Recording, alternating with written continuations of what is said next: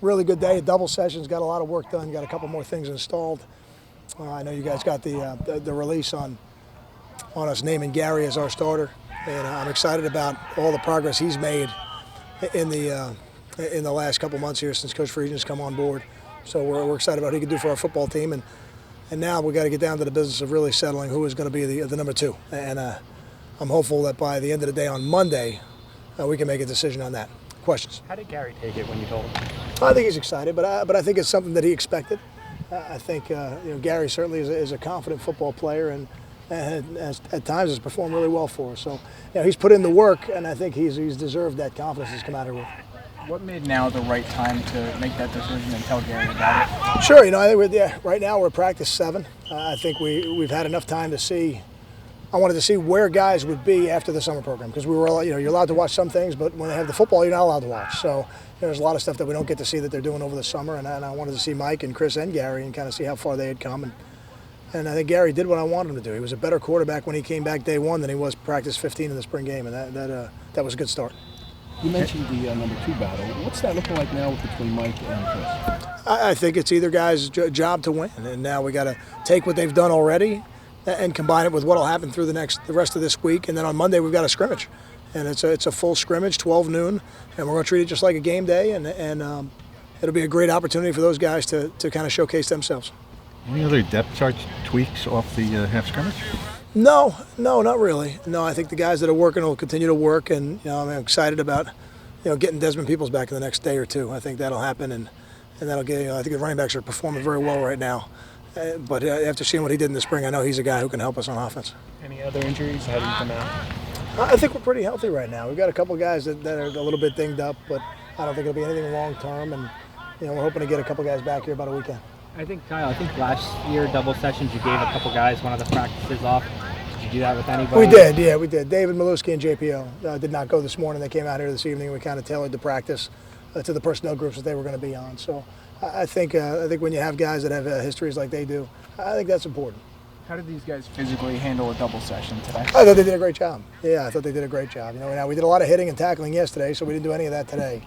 We'll be back with the pads on tomorrow, but I really feel like we had 2 good practices today, and we got a lot of work done and a couple things installed that are going to help us. 7 practices in. Anyone surprise you at this point, players? I have high expectations for them, so I don't know if surprise is the right word, but I would tell you Janarian Grant continues to impress me. I think he's another guy who's building on what was a really good spring. Some of the freshman corners seem to get some good work tonight. What have you seen out of those guys? Yeah, I saw Isaiah Wharton pick off a pass today. I thought that was really good.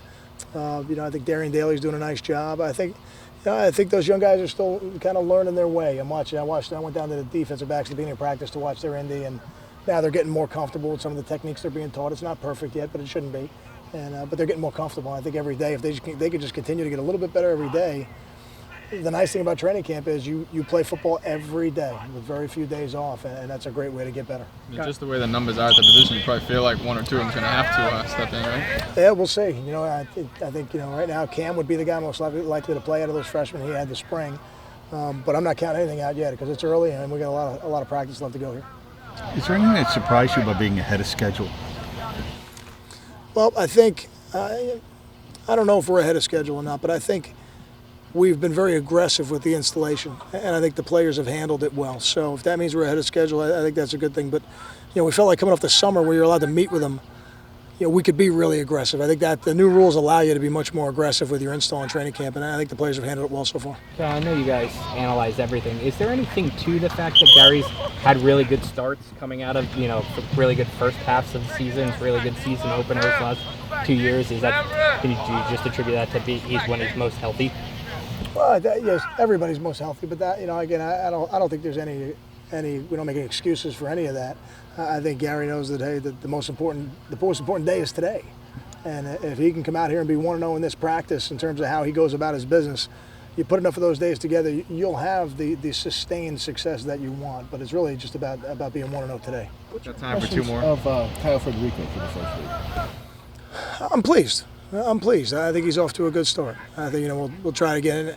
We'll try to create some scenarios on Monday to try to put some pressure on those guys, and I think that's the ultimate test. But Kyle's done it in games, and I thought he finished last season very strong, and that makes me feel good about it. your expectations for Lorenzo Waters this year? Well, Lorenzo's one of the leaders of our defense, and I think he goes about his business like that every day, and he's somebody that we're going to rely on to make a lot of plays on defense, because if your seniors and your proven players don't make plays, it's hard to be successful. But Lorenzo's done everything right this offseason, and I think he's a better player now than he was last year. Thanks. Thank you.